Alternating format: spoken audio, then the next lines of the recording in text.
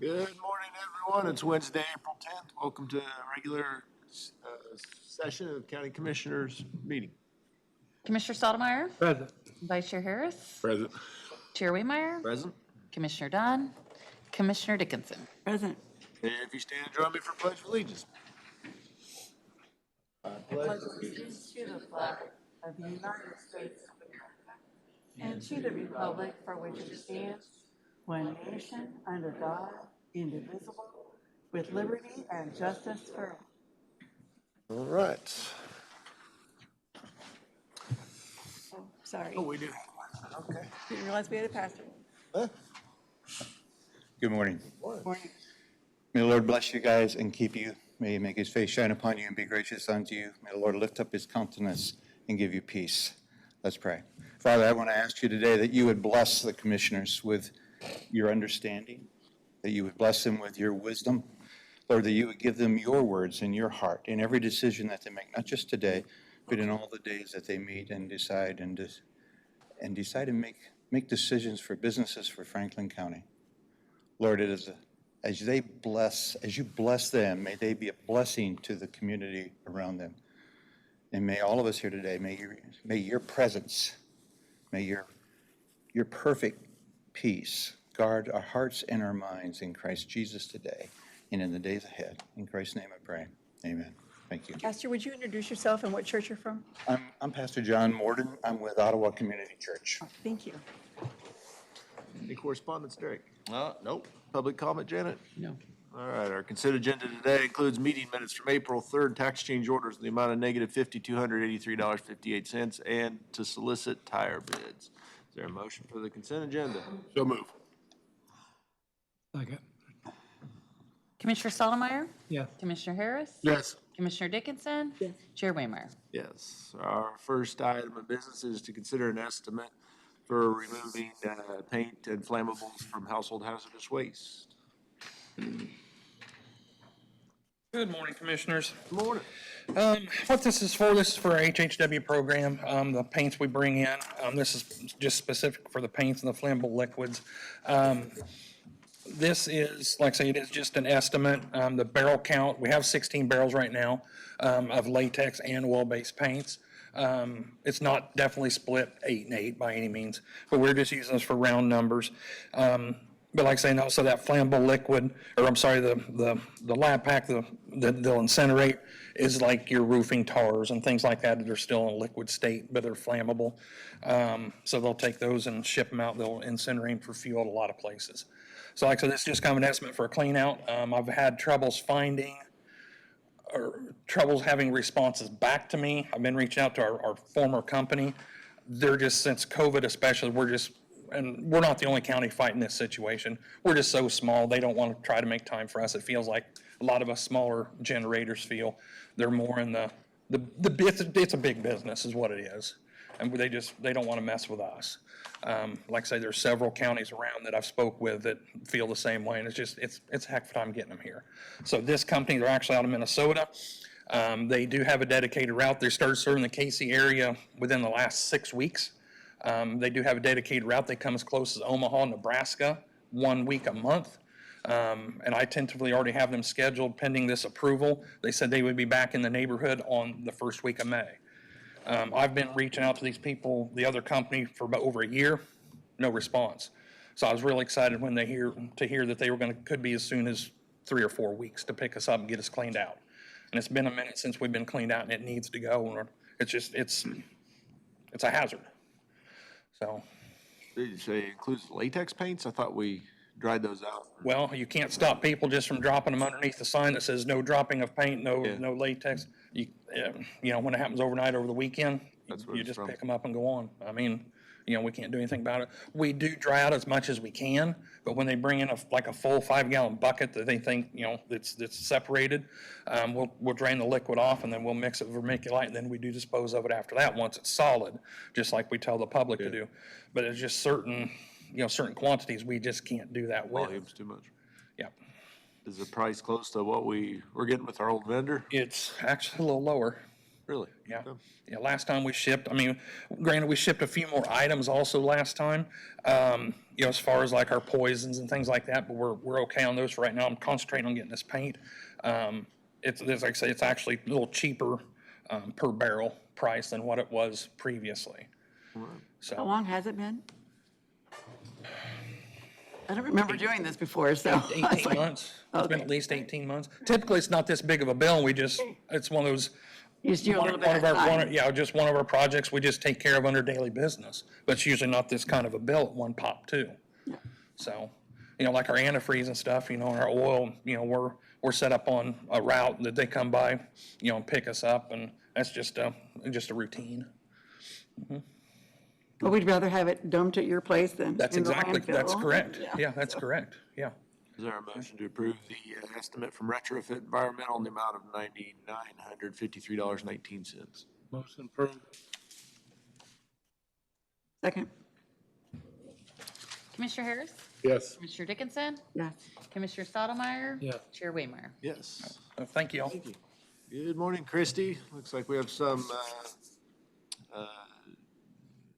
reports to review from EMS. Good morning. Morning. So I'm going to start off with the fourth quarter report from 2023. And of course, this also is reflective of what our actual year-end numbers were. Our call volume remained down for the year compared to last year. In the third quarter, though, we were able to get some more calls in, but also in that time was when the requirements had changed under the new reporting system. So we also have move-ups that are reflected in this number of call volume. We were required now to log them just as we would any other call.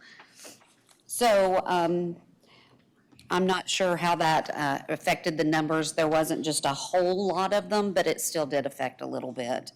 Overall, revenue did fall short for the year to the tune of about $448,000. Janet and I had been watching this and knew it was something that was going to likely happen because of issues we were having either with insurance companies or just logistics of trying to talk to a computer from a human.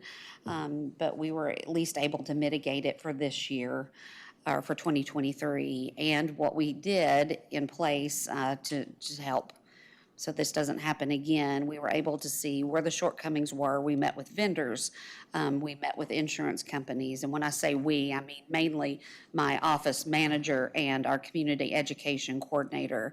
They both put in a lot of work, so that now we have a system that we were able to get our technicians, that they write a report now that talks to the computers, and our community education coordinator can then automatically upload into our vendor sites so that they can bill insurance. And we now actually can talk directly to the computer and talk their language. And from what we have seen, if numbers hold true for 2024, we will not be in this situation again. Are accounts receivable way up from last year? Yes, They are. yes, Yeah. So it's not a matter of doing revenue, it's just a matter of getting paid. yeah. Yeah. Overall, with the, for our fourth quarter, for adjustments, we had $77,685.28. And then collections to Midwest, we sent $7,134.75. And to the Kansas Set-Off Program, $19,554.81.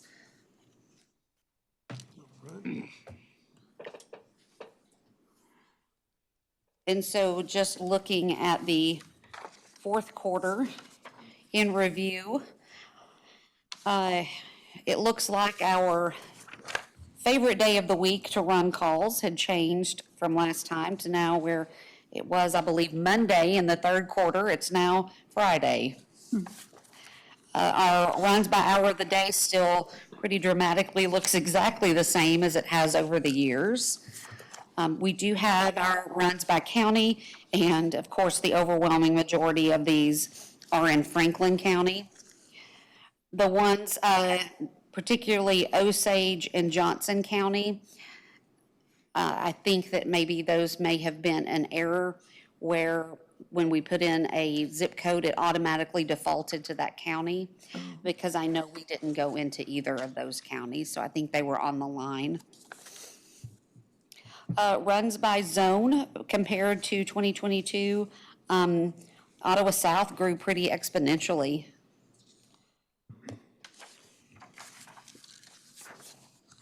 Our runs by response request, the majority of those were just emergency responses, then followed by interfacility transports.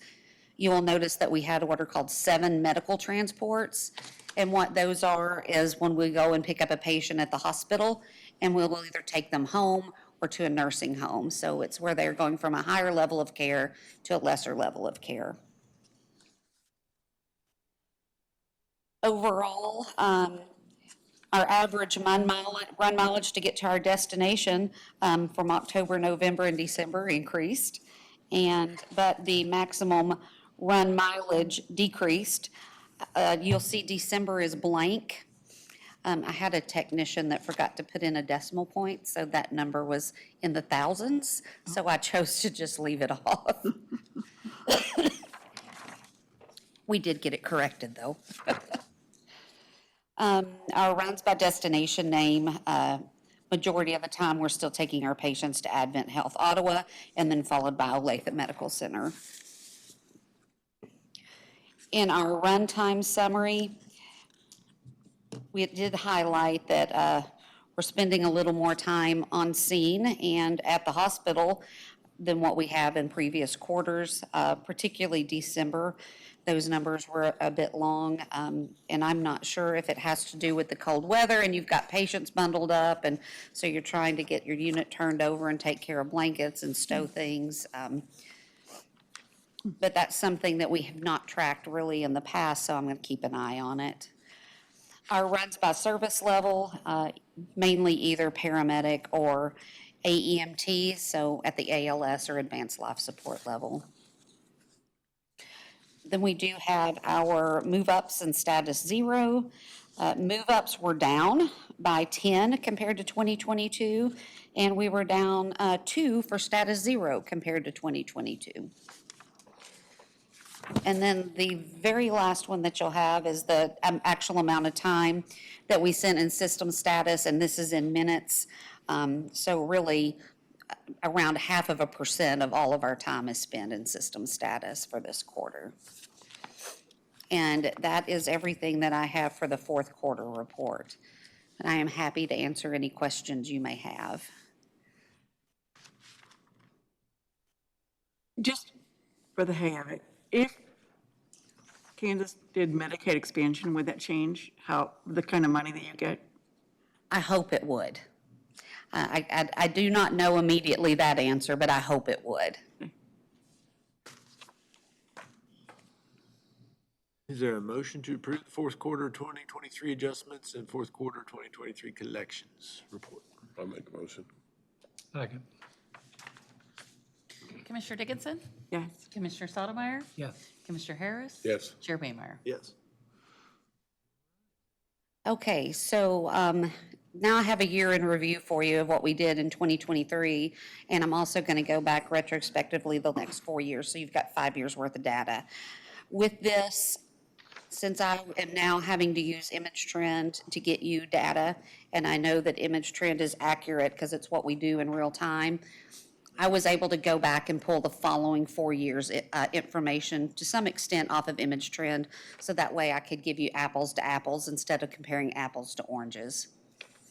Overall, and with our call volume comparison, you can see that with call volume, we did peak in 2021. That has been our busiest year to date. And in 2023, while we were down closer to around the 2020 number in that third quarter, we did have quite a bit of call volume that made up that difference. Moving on to our runs by our day of the week, I thought maybe there would be some correlation and we would see a day of the week that stood out each year, that this is the one where we're really busy.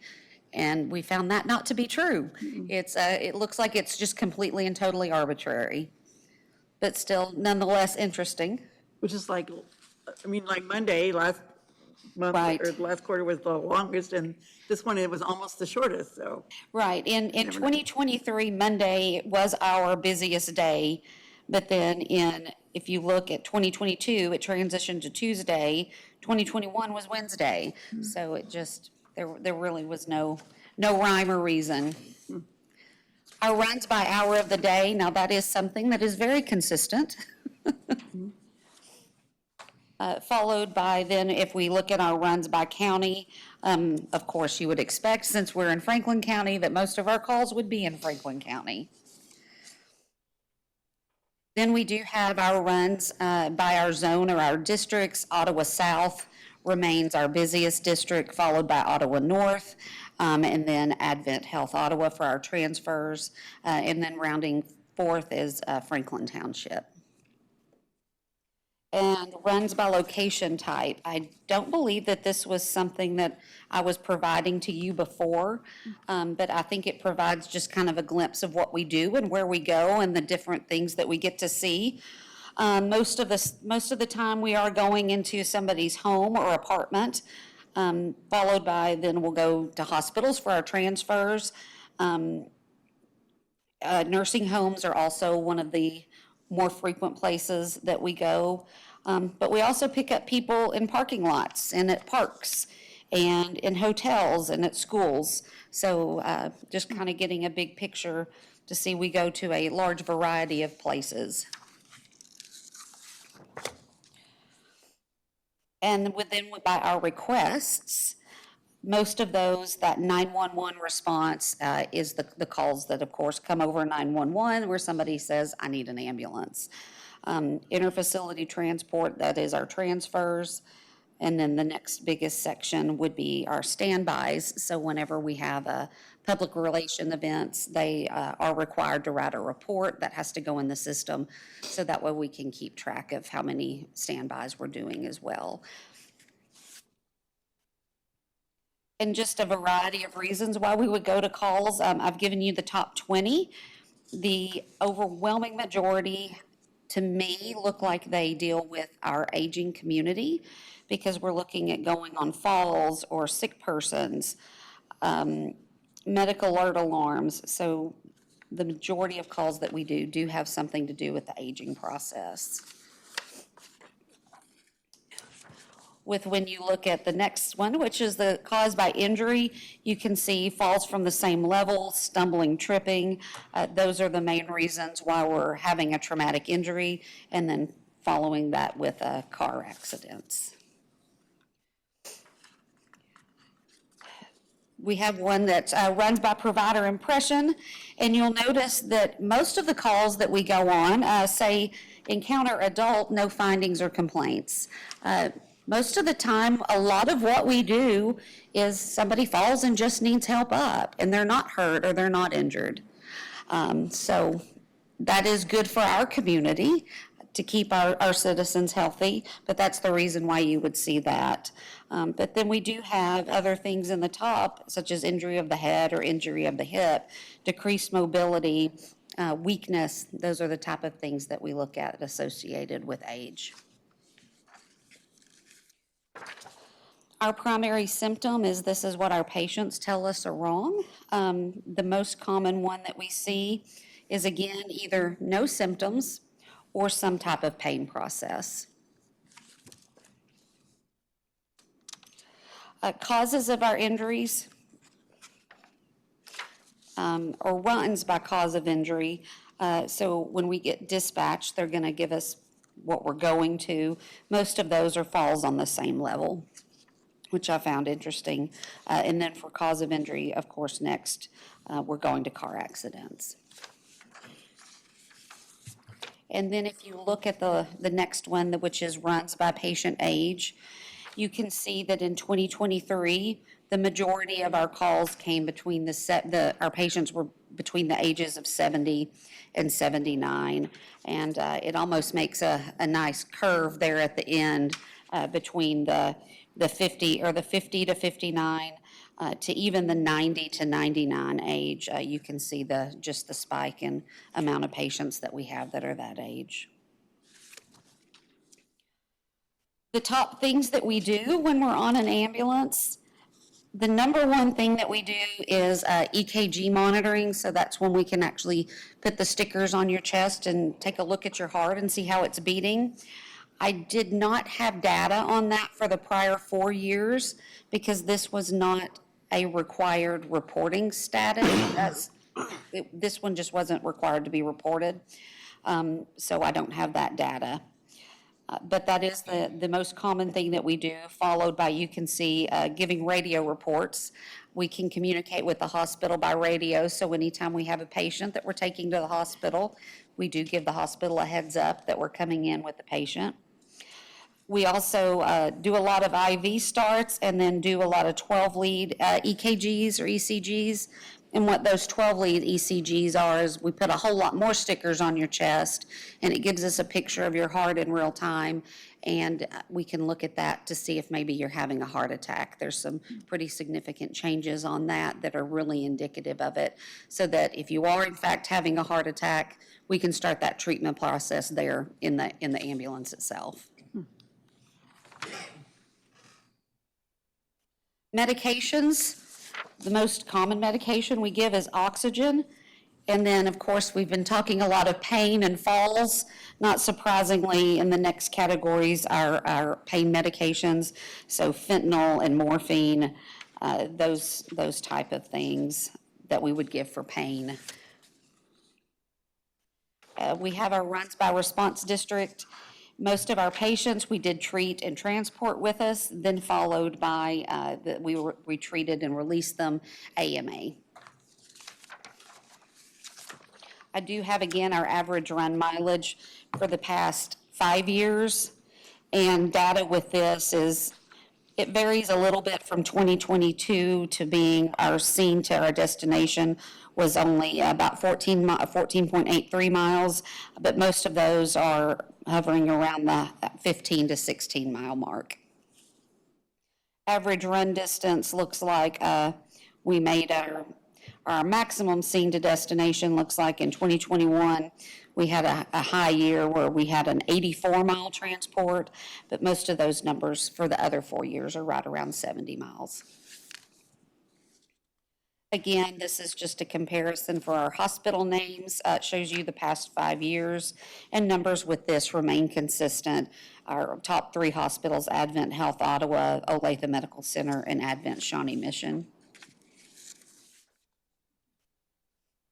With our run times, the one that I would like to point out is this one that is our unit notified to when you're en route.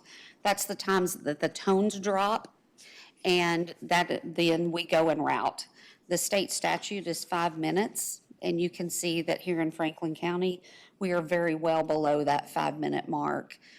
Internally, we do have a metric of 1 minute during the day, and we like to have them en route in 2 minutes at night. And they by and large do very good at maintaining that metric.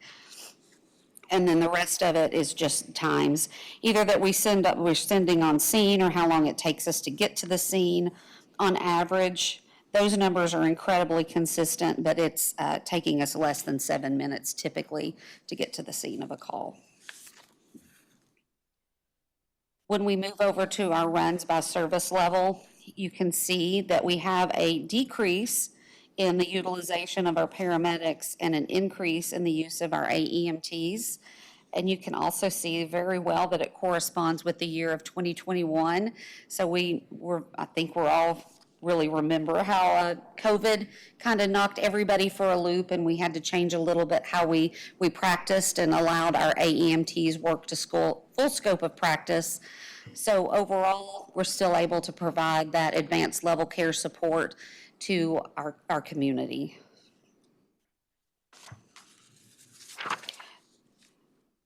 The next is the overlapping calls just for the last 5 years. 2023, you can see that move-ups were down quite considerably from 2022. In fact, our 2023 move-ups matched exactly what we did during the COVID year, so 2020. Also, our system status, that number was down from where it was last year as well.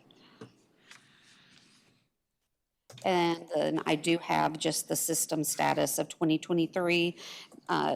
These are the minutes each month that we spent in that system status, followed by the percentage of the amount of time that we spent. August was our biggest time for being in system status.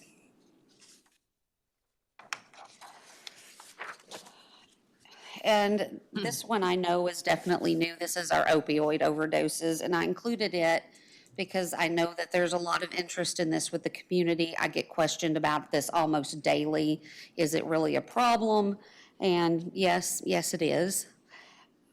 This is a breakdown of what we did in 2023 with those overdoses that we responded to. We did have 11 fentanyl overdoses, and then 11 overdoses that were either some form of narcotic or some form of opioid that we could not distinguish.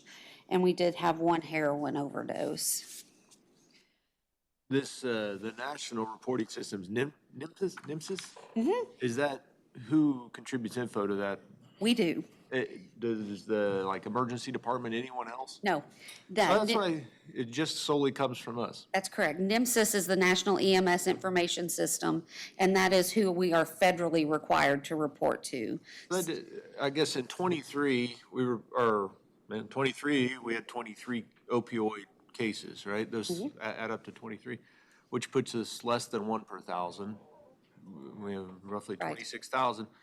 The national average is showing 1.7, 1.8 per 100,000, so 1.7 per thousand, and we have less than 1 per thousand. That would seem like we're way lower, but they're saying we're way higher than average, so I do see that.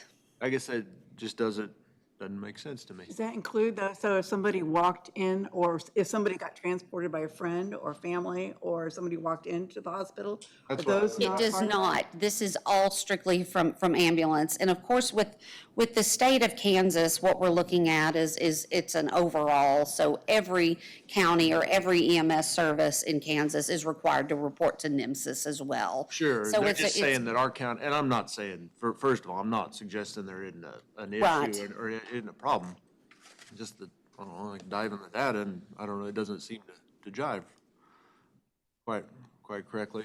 Like I say, just doing napkin math, we're under 1 per thousand, but they're saying we're above the national average, which is almost 2 per thousand, so just trying to understand the issue better.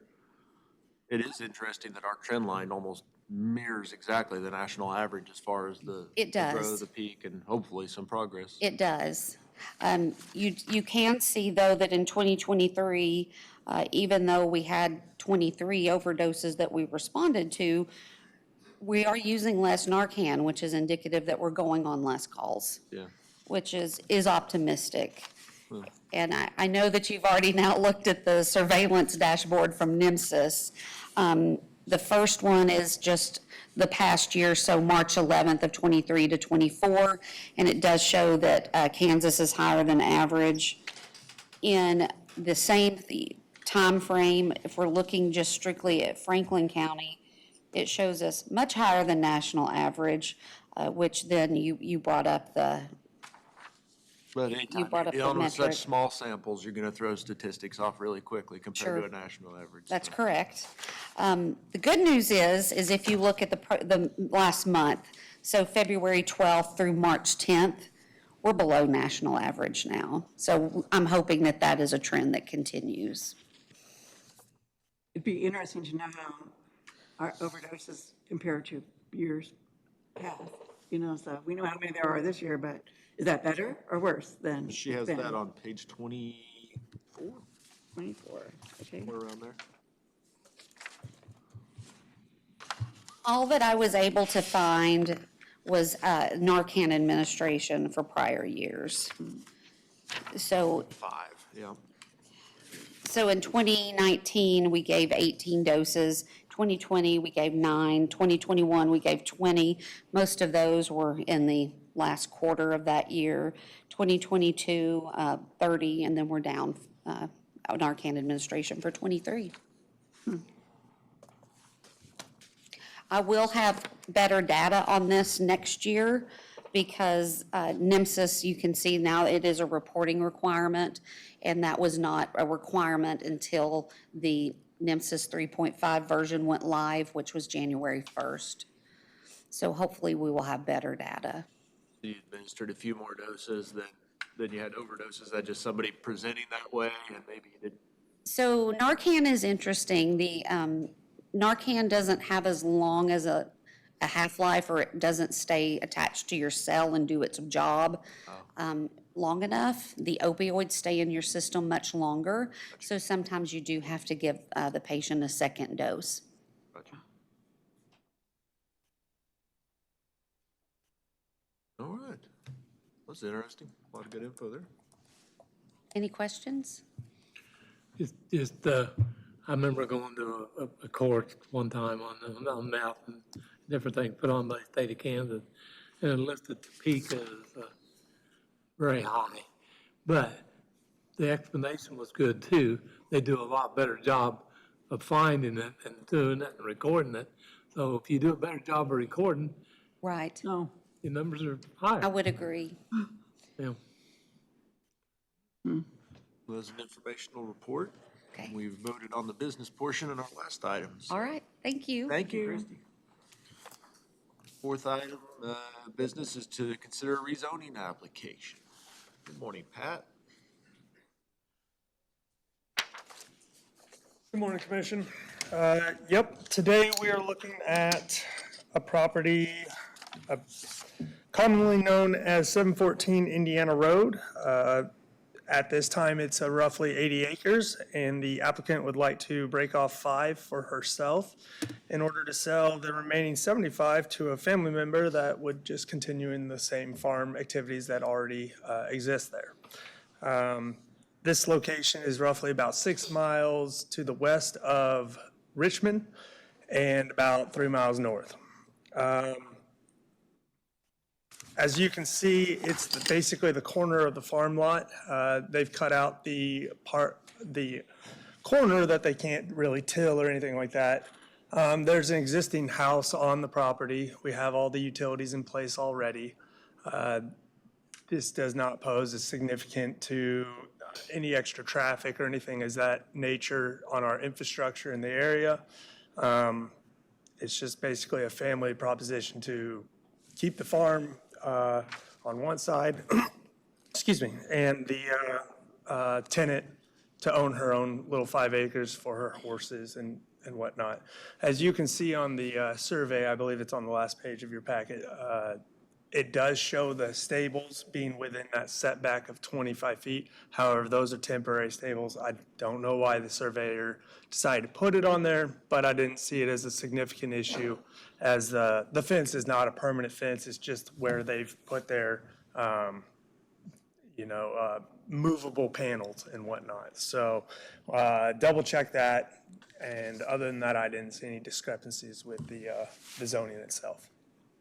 kind of an interesting configuration, more like a triangle than a. It is, yeah. Best use of the property so it doesn't screw with the farming itself, and that's basically the radius is which they can turn their tractors. Staff would recommend approval, as did the Planning Commission. All right, the approval would be a motion to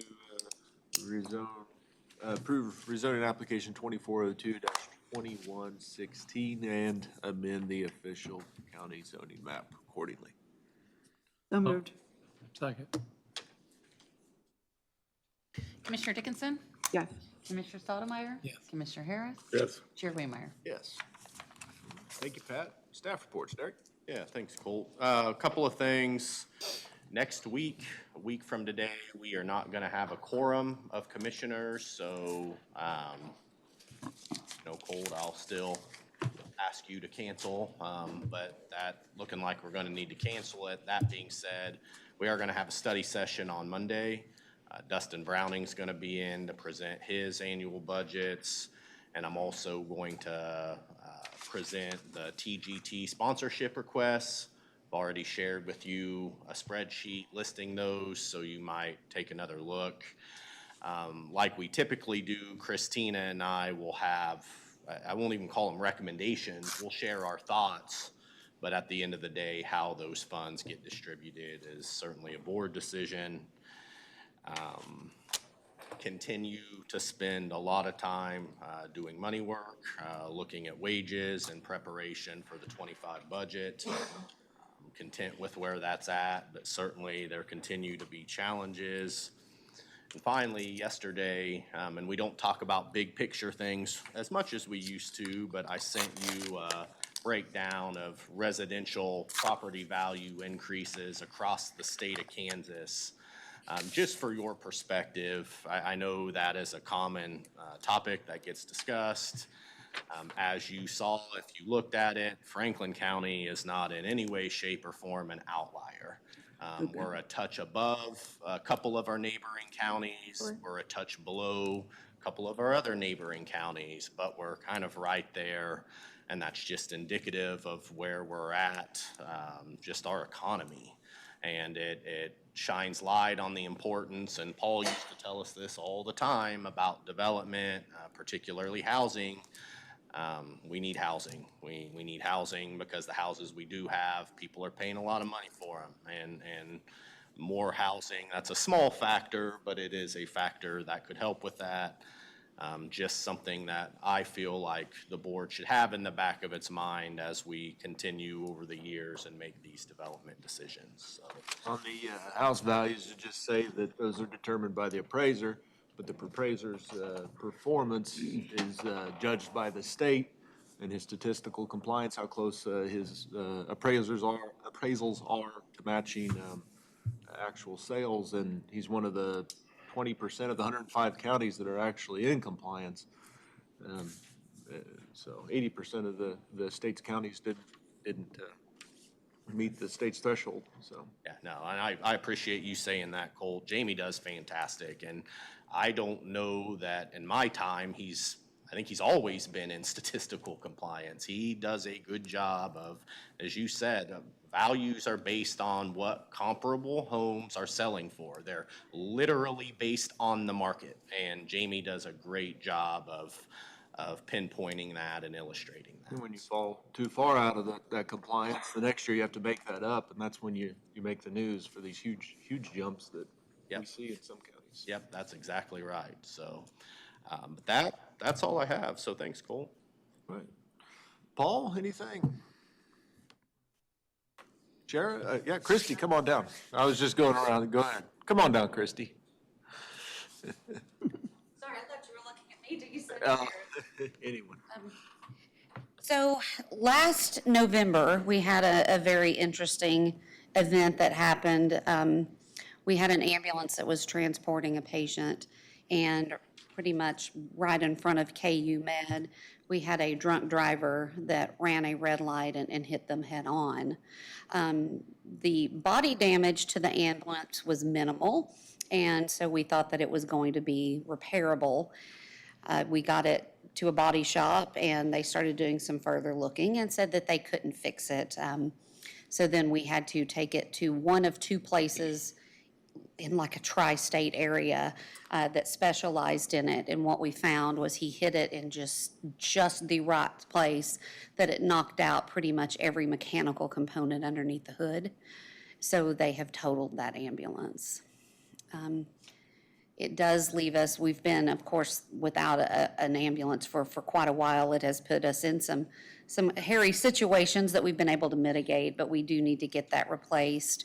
The only option that I have right now, instead of ordering a new one and waiting several years, is to start looking for a demo model. And then when talking with Derek, it was we needed to get it in front of you to let you know that this is the plan. Luckily, the accident that happened was non-injury. Luckily, what happened was right in front of the hospital, and the crew was able to just take the patient right in. The drunk driver, interestingly enough, did flee the scene, and a short police chase ensued as he was chunking his alcohol containers out the window. But they did get him finally stopped and arrested. Is his insurance going to cover for a new ambulance? His insurance took 100% of the I'm not exactly sure of the wording on it, but they claimed full fault. However, he did not have good insurance.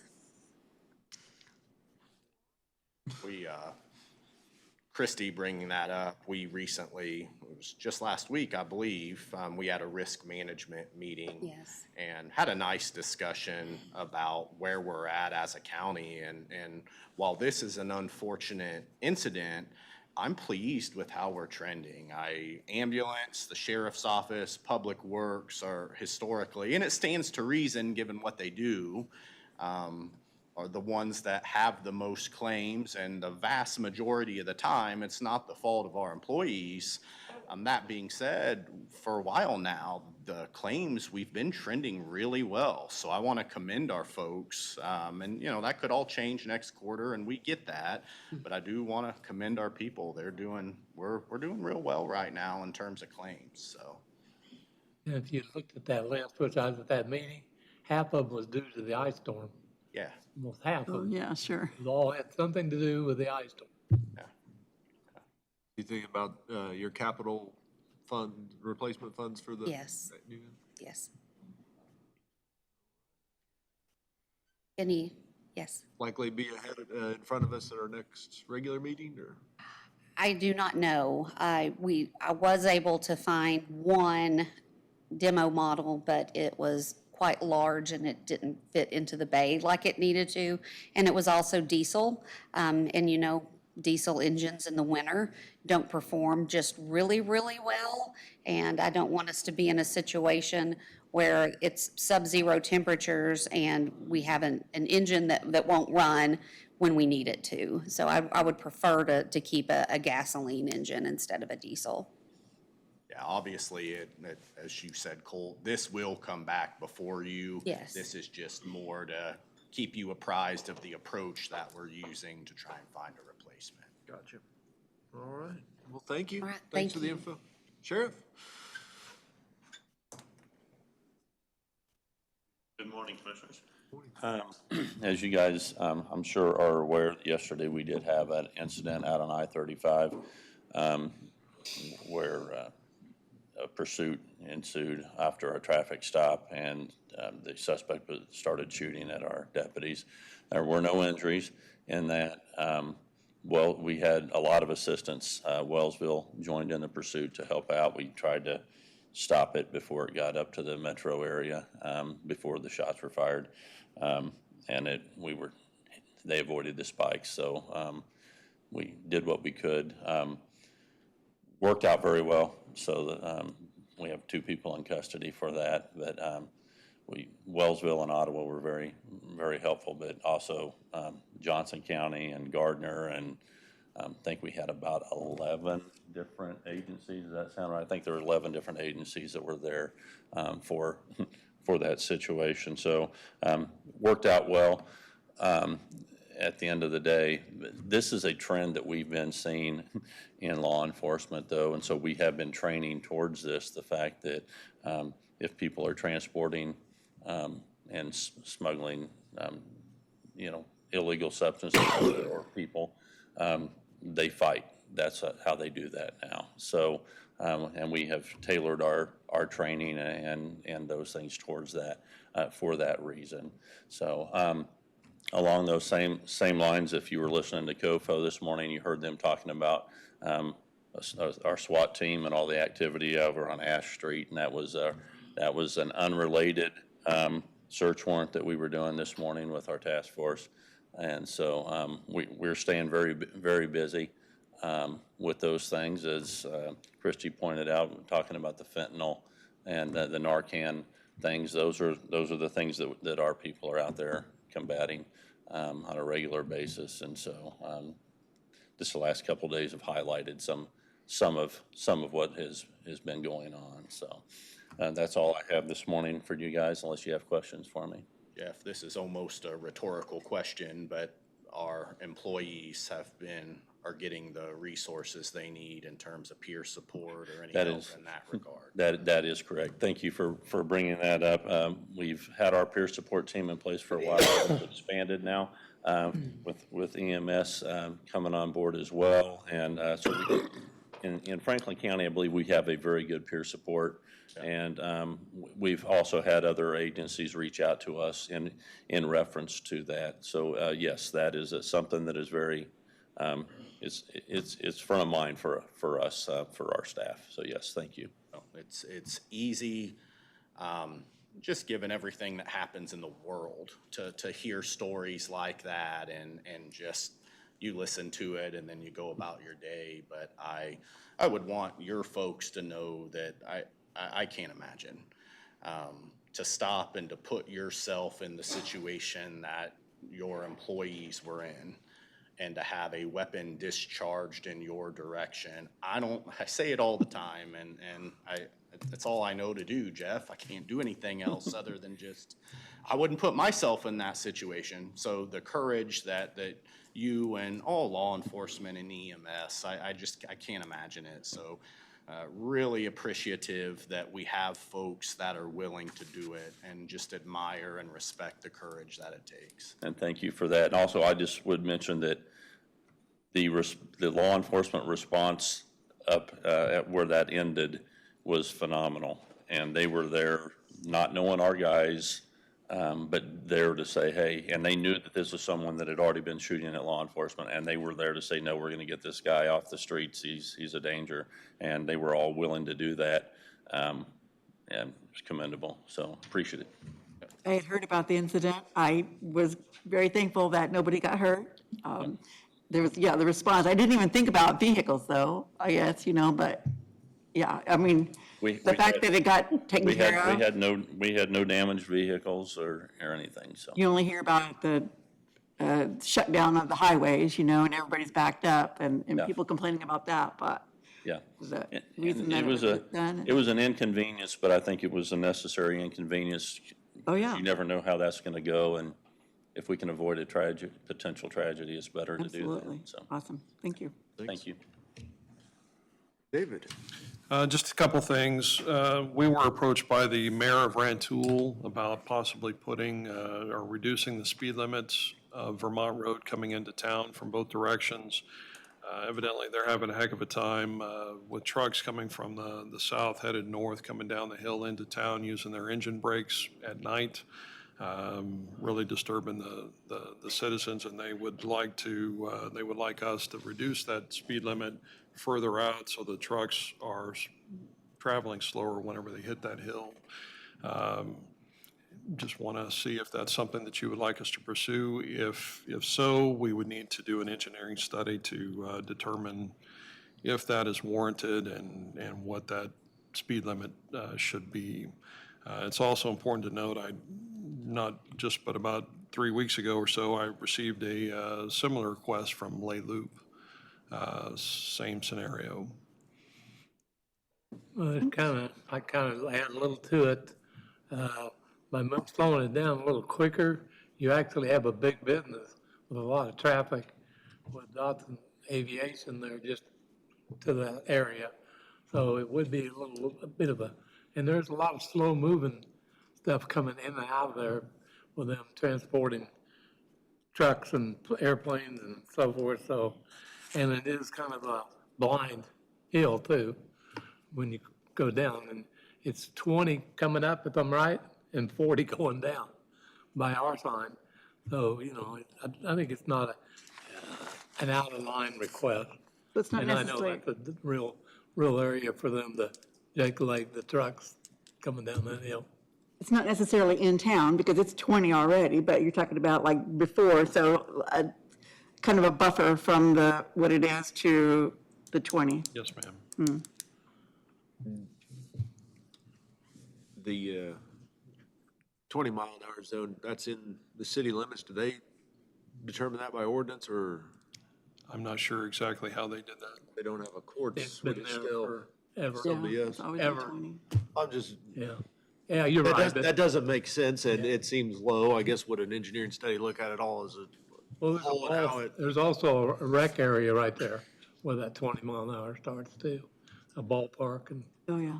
sure, but Yeah, I don't know how they set their speed limit, but I assume that an engineering study would take a look at that. it basically KDOT does it by looking at the average of the speeds actually traveled and then a percent of that. And that's exactly what would happen here too. Is it the same? I would I assume it'd be always say you state. got careful what you ask for. Had it happen a few years ago down here in Princeton, and the fire department wanted to lower that when they put the new fire station. They actually increased it Sure. by 5 miles an hour. But it's a different situation down there. Any idea, David, what the cost of a study would be? We've done one in my time here, and I want to say that it was less than $5,000, but I don't recall off the top of my head. I don't remember it being significant. Is that paid for by the city of Rantoul or by? We could certainly ask them to participate in that cost. And I think we would have to ask. I suspect the expectation would be that the county foot the bill, but that's It's- part of the discussion Yeah, for I all mean- of you. Small towns don't have the large budgets, definitely. Get that number and come back for a follow-up if that would be. So you're not looking for action necessarily today? No, so just Give some time guidance. to chew on it, come with, Yes, back sir. with questions. We've got Jeff and I have a meeting with CFS engineers who performed the last one on Monday to talk about bridges, and we'll bring it up to them at that point, get a price and talk about what we need. The other thing that I have, we've gotten 2 requests for road vacations recently also. One is out on Old 50 and Eisenhower, kind of the northwest corner of that intersection. There is a business that I think they're currently have a small structure in town in Ottawa, and they're wanting to move their business out there and really redo that area.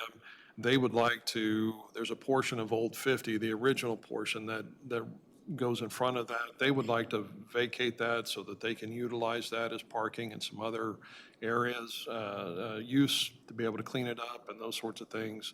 And so they're going to have to do some surveying in order to even come up with a description to vacate in this particular situation because of the state right-of-way and our right-of-way and not really being very well defined. But I wanted to bring that in front of you before I ask them to move forward with that before launching into the official process to see if there's any concern or anything about that. I've visited with Jeff, and we can't think of any particular reason if they want to start maintaining that and maybe redo it. It's not going to have a negative effect on Old 50 that we're utilizing. So it seems like something that would be okay to move forward with if that is something that you all would be agreeable to. And then the second one is in the city of Centropolis. There is it's called Cold Creek Avenue. It's it's a block-long area that it's platted. The right-of-way is there, but the road has never been opened. And the folks that live in that area, I think they would like to build some houses and could utilize that vacated right-of-way to help them situate things a little bit. So that's another one that will be coming to you at some point here in the near future. So are they going to try to get the state to vacate some of the right Yeah, of way too? what I explained to the new property owner is that the state would have to be involved.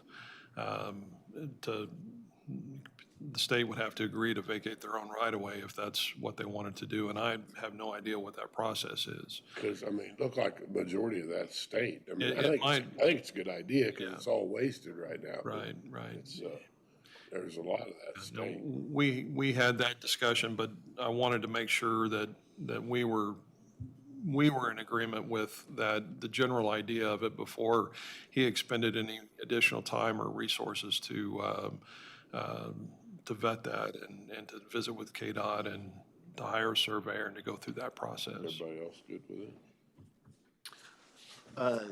We're talking about not the Old 50 one. Don't 50, the nice there.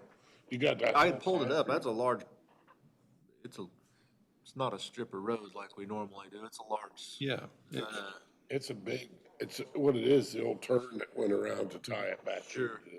Coming And down. I told them that if we did go forward with this, we would have to agree, the county would have to agree to where those lines were going to be. I was just because saying, of some likely not the drainage. whole piece, just, Yeah. I could see, There's, line of sight issues if we gave it all away. exactly. And then at a certain point, you're giving away enough stuff, there's some real value to it. I can see cleaning up a survey and where it's in best use, you know, just There's a lot best of. land use, but not when it gets to the point of. This one is definitely not how, the type that we've done in the past, and there's going to be more steps involved in this to eventually get to that point. I don't think either of these fit that, or, well, they don't, the concern, but looking at our typical road vacation, where we take a section of road and then cut it off at a point, I do worry about being able to turn around, especially for the future. You know, a lot of these sometimes aren't horribly heavily used, but even now, I've pulled a truck and trailer down, there's nowhere to turn around unless you use somebody's Right. driveway. Same thing with our motor graders. As a matter of policy, better maybe going forward to include that in the, obviously, we're vacating many square feet of road, but trade that for somewhere for vehicles to be able to turn around just seems Yeah. prudent.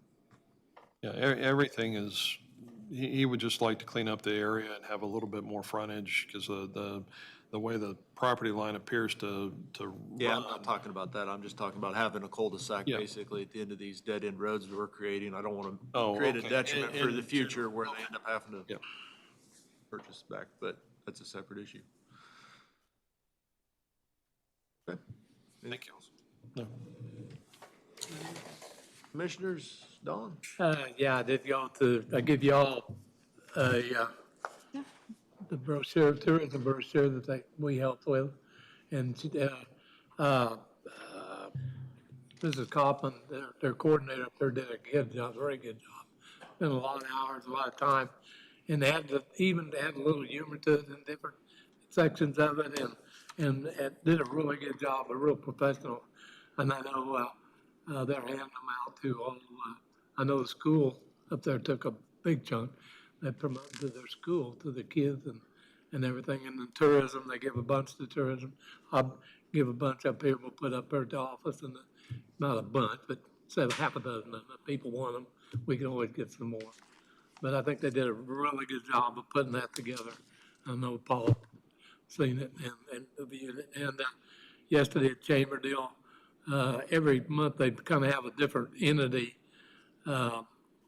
give a nice talk on what they do and things. And Paul gave one yesterday with different ideas of employment and how things are moving. The conference he went to, the national conference. And it was very interesting. And I did go over by the ambulance. They are getting pretty well done in there now. Yeah, I'm sure they got a lot of it. It looks nice.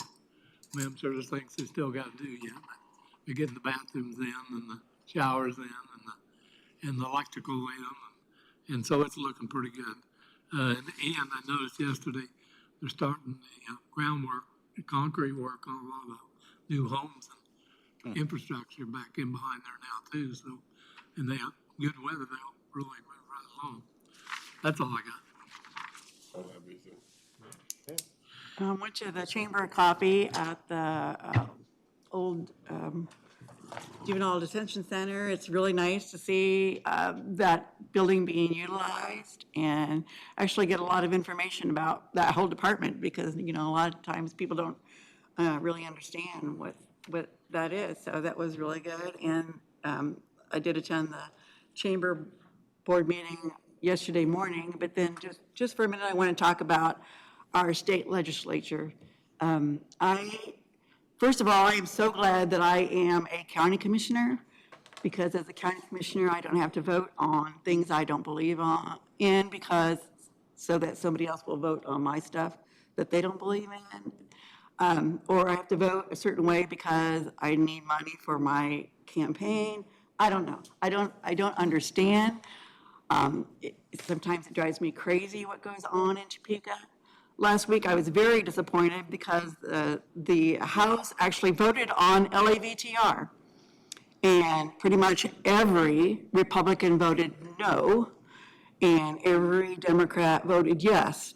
LAVTR is local ad valorem property tax reduction. I can't imagine that our legislators got a lot of phone calls from people that said, please don't cut my taxes. Please don't cut my taxes, because that's basically what they were doing, is voting against people's taxes being.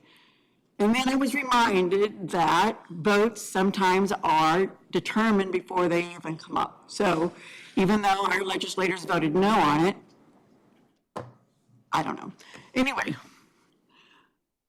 they made up for it, though, because late on the very last day, well, actually probably early in the morning on the last day of,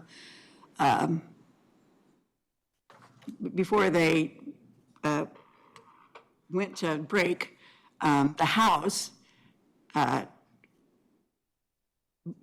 was presented a bill that was passed by the Senate. And in that bill was the property, or the government competition. It had Senator Tyson's bill that could bring back the dark store theory, combined with tax reductions for seniors and tax reductions for vets. And the House stood up and went, this is wrong. Don't make us vote against veterans so that you can pass this bad bill. And they made them send it back.